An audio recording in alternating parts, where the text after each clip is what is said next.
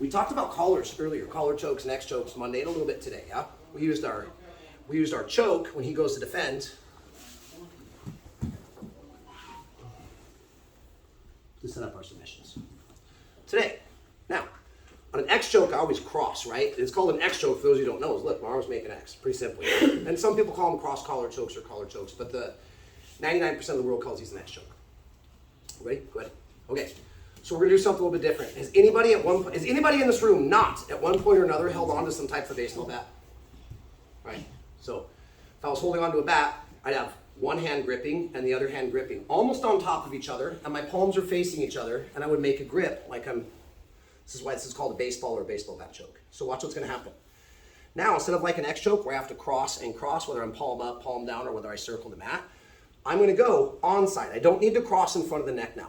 So if my left hand seats first, I take my thumb, slip it in the jacket, and it's the same concept. I drive it deep and I make a grip. Now my other hand, here's my suggestion. Don't try to do this the way the arm articulates. I put the back of my hand and then I draw my 4 fingers in, and if I have to, I'm gonna have to kind of inchworm my hand down. Now, my hands are in a position like I'm holding a baseball bat. There's always gonna be a little bit of a split in between. So, thumb in, drive down. I would suggest starting from the far side, driving my hands in. If I can just push my hand in, that's fine, but sometimes I've got to kind of inchworm. What I want to do is grab his collar like it's a baseball bat. Now, that exact same mechanism we just used on the last one for our lapel choke, where I uncommit, go north-south, there's going to be different finishes for a baseball choke, but here's the one we're going to work today. I'm going to lean forward, take my leg, make a full uncommit. Make sure you don't get lazy and get stuck in half guard. So here's the suggestion. I lean onto my knee and then watch my foot. My foot actually comes to knee on belly. Later, guys, when we run knee on belly week, I hit my baseball chokes from here. If you want to make a pit stop here, that's fine. Now watch. My elbow has to stay connected to the chest. This is like a paper cutter as I come through. So I start to connect my elbow, drive my elbow across, and now I do the same thing. I spin north-south, drop my head by the hip, and I strangle. Knee by the head, knee here. This is cutting down. I drop my head to the mat and I squeeze.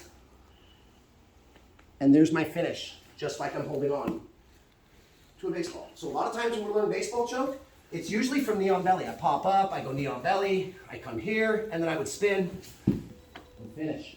The only difference is I'm doing it from the mount and not from knee on belly. Okay? So 2 more times, let's talk now. I'm here. You all good? Yeah. Choked him a little bit, sorry. Not sorry. I'm here. I can even slip my thumb in here. Now as I pop up, I make my transition. If I have to finger walk, so be it. Grip. I like to punch my hands to the mat as an extra bonus. And now I just simply make it all the way in one move, north-south, cut, and strangle as I drop my head by his hip.